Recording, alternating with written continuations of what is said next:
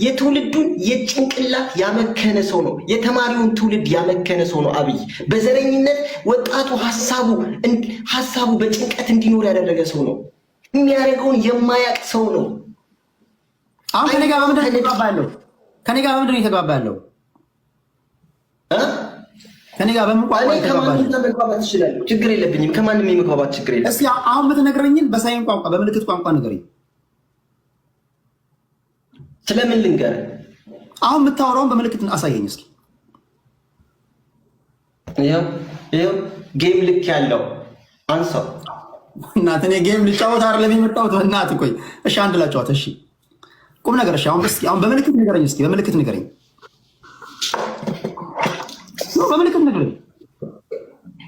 አማርኛ አትናገር። ዝም በልና በምልክት ንገራቸው። እሺ ቆይ ምንድነው ጥያቄ? በምልክት ንገር። በምልክት እንግባባ። ንገራቸው እስኪ ካሸነፍከኝ። እሺ ምን መሰለህ፣ አንድ ነገር ልንገርህ። እንደዚህ አሁን ቋንቋን መጥላት ወይም ደግሞ ብልህ መሆን አለብህ። አንተ እኮ ከኛ የተሻልክ መንፈሳዊ ሰው ነው። አስፈላጊ ከሆነ ፈረንሳይ ሀገር ላይ ከተሰደድክ ፈረንሳይኛ ትማራለህ። ፈረንሳይኛ የምትማረው ከፈረንሳይኛ ተናጋሪዎችና ከፈረንሳይ አድማጮች ጋር ለመግባባት ነው። ሌላ ነገር የለውም። ወይም ደግሞ በፈረንሳይኛ የተጻፉ መጽሐፍቶችን አንበበ ወይም ደግሞ የመንገድ ምልክቶች ሊሆኑ ይችላሉ። በቃ ለመግባባት ነው። ሌላ ነገር የለውም። በቃ ለመግባባት ከሆነ ብዙ ቋንቋ መማር ምን ያደርጋል? ለመግባባት እኮ ታስተረጉማለህ። ተባረክልን ሳሚ፣ እግዚአብሔር ይባርክልን። እውነት የምትደግፉ እናመሰግናለን።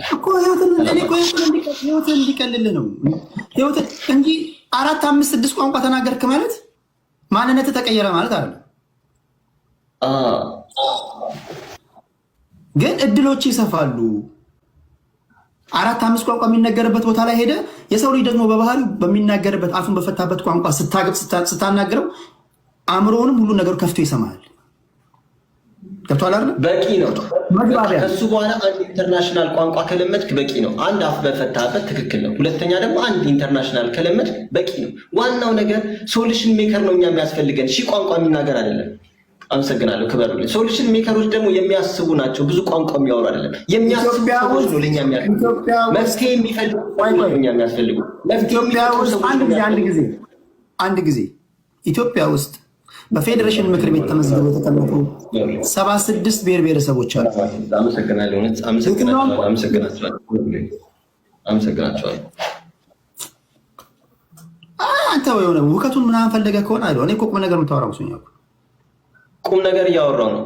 በዛውም ደግሞ ቢሰጠኝ ጥሩ ነው፣ ደስ ይለኛል። አመሰግናለሁ።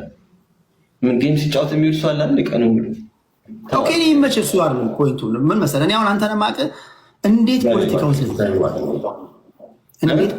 ትገባ? እኔ ድሮም ፖለቲካ ላይ ነው የነበረው። ፖለቲካ የሃይማኖት ሰው ፖለቲካ አይናገርም ማውራት የለበትም የምትሉ ሰዎች ግዴታው ነው። ሰው ሲበደል እያየ ዝም ካለ ምክንያቱም ሰው እየተበደለ ነው። እግዚአብሔር ነው ያዘዘኝ። ይህ መንግስት ዘረኛ ነው። እግዚአብሔር ነው ያዘዘኝ። አንድ ጥያቄ ልጠይቅ። እኔ ጋር 5 ጊዜ መጥተሃል። ከ5 ጊዜ በላይ መጥተሃል። ዩቲዩብ ላይ ራሱ ያንተ ኢንተርቪዎች አሉ። በአመቱ መጀመሪያ አጀንዳ ስታስይዘኝ እያንዳንዱ ነገር የሚታይህን ነግረኸኝ ነበራል። ይሄ ይሆናል፣ ይሄ ይሆናል፣ ይሄ ይሆናል፣ እያንዳንዱ ነገር ነግረኸኝ ነበር። አገርን ለቀህ እንደምትሰደድ ግን አልነገርከኝም። እንዴት ይሄ አልታየህም? በአጋጣሚ እኮ ነው ባንኬን አገዱት። ከዛ በኋላ በቃ ጠፋው። ከዛ እንዴት አልታየህም? ቆይቷል። እየፈለጉኝ እኮ ነው። 6 ወር ሙሉ ተደብቄባቸዋለሁ እኮ። ግን በሚዲያ ካወራው መተንፈሻ ሊያሳጡኝ ነው። ስለዚህ መጨረሻ ላይ በቃ ባንኬ ሲዘጋ ግን አልቻልኩም፣ ለቀኩት። የነበራቸው ተከታዮች እሺ፣ አንተ አምነው እስከ ቀራኒው ድረስ አብረን እንሄዳለን ያሉ ተከታዮች እሳ እኔ ተከታዮቹ ራሱ አብረውን ለአመፅ የሚተባበሩ ካልሆኑ ይቅሩ። ይህ መንግስት የሚቃወሙ አብረው የሚያምፁ መሆን አለባቸው። ካለዛ ተከታይ የለንም። አንዱ የሃይማኖት አንተ መሀል ሆነ ነው እንጂ ማመፅ ያለብህ ከእነሱ ጋር ፊት እየመራህ ምናምን ነው እንጂ። አምፃለሁ፣ እገባለሁ። ገና ከ2 ከ3 ወር በኋላ መልሼ አዲስ አበባ እገባለሁ። አምፃለሁ። አሁን አንተ ትክክለኛ መስዋዕት ማለት ነው። በቃ መሀል ላይ ሆነ ቁም ነገር። እኔ ግን የምነግርህ ቁም ነገር ውስጥ ሶኛ አይደል ነበር እንዴ? ውስጥ ሆኜ አይደል እንዴ የወጣው እኮ እንዴት እንደሆነ እንደ ስንት ጀለብያ ተሸፋፍኝ አይደል እንዴ ከኢትዮጵያ ወጣሁት ስንት ሆኜ እንዴ።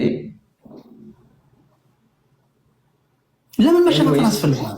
መሸፋፈን ለምን አስፈልጋል? እና ስንት ያሰሩኝ የነፃነት መብት ስለሌለ ፍሪ ስፒች ፍሪ ፕሪንት ኢትዮጵያ ውስጥ ምንም ነገር መጻፍ ማውራት ማተም አትችልም። በአንድ ጊዜ ደምሳሽ እኔ ያረሳም አንድ ነገር በአንድ ጊዜ እኔ 4-5 ቦታ መታየት እችላለሁ ብለህ ነበር። አሁን ራሱ እስስትን ንፋስን ምናምን ብዬ ነበር አይደል?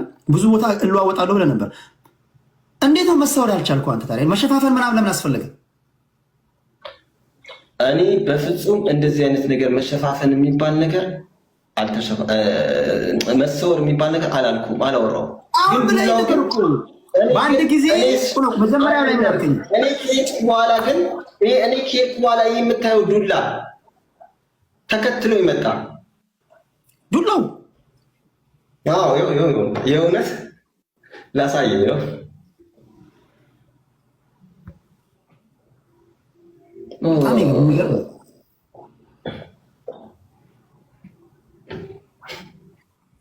ዞር ስላገኘሁት ለራሴ የተነገጥኩኝ። አሁን እኮ አይሆንም ብሎ እኮ የሚከራከር እኮ ይኖራል ታውቃለህ። እኔ ካመናችሁ መኑ ካላመናችሁ አትመኑ። አሁን እኮ የሚጠራጠር ይኖራል እኮ ማመን እኮ ይኖራል እኮ። እና እኔ እንግዲህ ምን እውነት ለመናገር ፈጣሪ ብዙ ታምር ሰርቷል። ይፍቃ አምላክ ይመስገን። ያ ደምሳሽ እኔ እንዴት መሰለህ ቁም ወደ እንትኑ ስንመጣ አንተ አሁን ሰው የሚያውቅህ በምን ነበር መሰለህ? ነቢይ ደምሳሽ የተለያዩ ቦታዎች ራሱ ኢንቫይት የተደረግ ስትሄድ ሰዎች የሚያውቁ ሰው እኮ ደህና ለምዶልህ ነበር። የሆነ ሰዓት ላይ ቡጢ ሰነዝሩብህ ነበር፣ ያሳድው ነበር ምናምን። አሁን ህዝብ ጋር እየገባህ አንዳንድ ቦታው ላይ ትጋበዛለህ፣ እየቀለድክ ፖለቲካዊ ነገሮችን ታስተላልፋለህ። ሰው በብዛት አንተን የሚያውቅ በፍቅር ሲዝም ሃይማኖት መስራችና ባለራዕይ መሆንን ነበር። በአንድ ጀንበር ግን ፖለቲካ ውስጥ ገባ። ይኸውልህ ድሮም ሳውራ አይተሃል ፖለቲካ። የዛሬ ዓመትም 2 ዓመትም የዛሬ ምናምን ብቻ ከአንተ ጋር የዛሬ 2 ዓመት ሁሉ አውራ ነበር እኮ ፖለቲካ። እንዴ ስንቴ ታሰርኩ አይደል? ተስፍሼ በእውነት አመሰግናለሁ። ክበርልኝ፣ ሰላም ይብዛልህ። ተስፍሽ በእውነት ክበርልኝ፣ ሰላም ያብዛልህ። መንፈሱን በበረከቱ ባንተ ላይ አንተ ቤት መጥቻ አላወራም እንዴ? እነ ሮቤነት እንዴ መጥቻ አንተ ጋር ብዙ ጊዜ እኮ ፖለቲካ ሳውራ ነበር። ወደ 10 ምናምን ጊዜ ታስሬያለሁ አይደል እንዴ? አብይ ከመጣ እኮ በህይወቴ ታስሬ የማላውቀውን እስራት ነው የታሰርኩት። እንዴ እንደ ጉዳይ እንዴ ታሰርኩት በአብይ ዘመን ነበር እኮ መጣ። ቂርቆስ ክፍለ ከተማ ከስራ አባረውኛል። የ2 ወር ደሞዜ ቆርጠውብኛል። መጨረሻ ሲመራቸው አሳሰሩኝ። መስሪያ ቤቱ ራሱ አሳስሮኛል። ቂርቆስ ሄዳችሁ ጠይቁ። ቂርቆስ ክፍለ ከተማ ሁላችሁ እንዴ አንድ መስሪያ ቤት ሰውን ያሳስራል? ይህን ያህል ነፃነት ስብሰባ ላይ ምን ላይ ስራወራ ሲጀመር ገና ከጅምሩ ራሱ ቅጥር ራሱ ትክክል አይደለም ብዬ ተከራክሬ ነበር። ትዝ ይልሃል? እኔ ተማርኩ ነኝ ማስተር እንዴ ኤምኤ ሆልደር እኮ ነኝ። ገና እኮ አንተ ወንድ ሆነ እንዴት ነው ሲጀመር አንተ ሴቶችና ህፃናት ቢሮ የቀጠሩ ለምንድን ነው? የትምህርት ማስረጃ በሙሉ ቂርቆስ ክፍለ ከተማ ላይ ሄዳችሁ አጣሩ ከፈለጋችሁ። ፒኤችዲ ሁሉ ጀምራለሁ ያቋረጥኩት ምን ትምህርት አይደለም፣ ዋናው ማሰብ ነው የሚመጣው። ማይረባ ሀገር እኮ ነን ታውቃለህ። ምሁር ማይበረክትበት ሀገር። ተምሬ የሚሾመው ሌላ፣ በብሔር ነው የሚሾመው። እንዴት አልናደድ? እኔ 10 ዓመት ሰርቼ የሚሾመው ሌላ እርር አልኩ። ስለዚህ እናገራለሁ ስብሰባ ላይ 10 ያስሩኛል። ደግሞ ይቆርጣል። እኔ እኮ ግራ የገባኝ ደምሳሽ አደራ እሺ አሁን እኔ ደምሳሽ እኔ አሁን ብዙ ሰው እኮ ግራ የሚገባው አሁን አንተ ይሄ ሁሉ የትምህርት ማስረጃ አለ። አሁን አንተ ቢሮ ብትሄድ ፋኖ ራሱ 4 ኪሎ እኮ ቢገባ በቁም ነገር አያየው። ወረቀት ማሳየት ትችላለህ የተማረርኩበትን። አሁን አንተ ቢሮ ቀጠሩኝ ብለህ ብትሄድ አሁን ማን ያምንሃል? ደምሳሽ ነገረ ስራ እኮ ቢሰወርብንስ ምናምን ብሎ እኮ ጥርጣሬ ይገባቸዋል። ምን እንዴት ያምኑሃል? አንተ እንዴት አምነው ስራ ይቅጠሩ? ምን አገባቸው ስለኔ? የሃይማኖቴ ጉዳይ ምን አገባቸው? ይህም አሁን አገራዊ ጉዳይ ሁላችን እኔና ጌታቸው ረዳን በጋራ የሚያይ ሰው አሁን ይህን መንግስት አይወያዩም ብሎ ቢያስብ አይገርምም?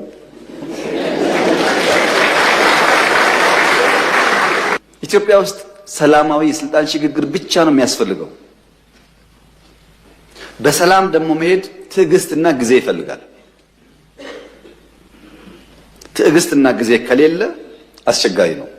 እኛ እንደ መንግስት ምን ተከተልን ያላችሁ እንደሆነ አንደኛ ችግር አለብኝ የሚል የትኛውም ኃይል ጋር መወያየት ነው። ለምሳሌ ሸኔ ጋር ተወያይተን ከፊል የሸኔ ኃይል በሰላም ገብቶ ስልጣን ላይ የሉ አልተወያየንም። ከትግራይ ወገኖች ጋር ተወያይተን ከፊሎቹ ገብተው ስልጣን ላይ የሉ። እኔና ጌታቸው ረዳን በጋራ የሚያይ ሰው አሁን ይሄን መንግስት አይወያዩም ብሎ ቢያስብ አይገርምም?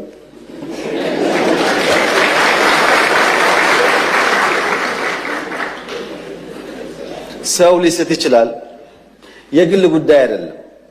በእኔና በኤክስ በእኔና በዋይ መካከል የግል ጉዳይ አይደለም፣ የሀገር ጉዳይ ነው። በሀገር ፍላጎት እስከተግባባን ድረስ የግሉን ቸል ማለት ያስፈልጋል ብለን ስለምናምን ነው እንጂ የለም እኮ እንደዚህ አይነት ባህል። አሁን እኛ የምናደርገው ባህል እኮ አናውቀውም።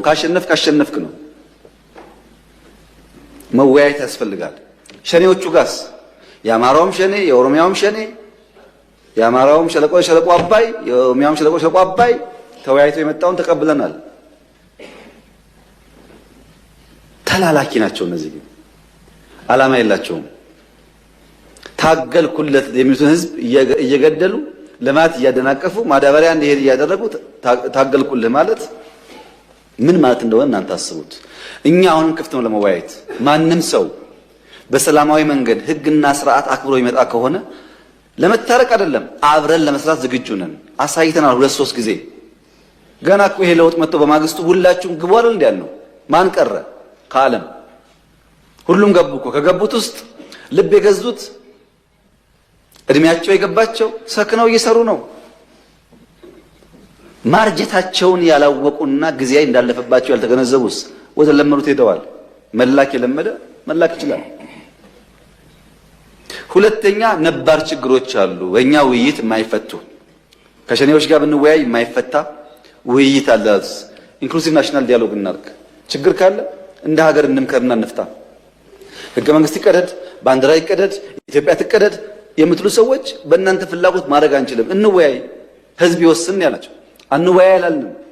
እንወያይ የሚባል ሐሳብ ኢንክሉሲቭ ናሽናል ዲያሎግ በኢትዮጵያ ውስጥ የመጀመሪያው እኛ የደፈር ነው።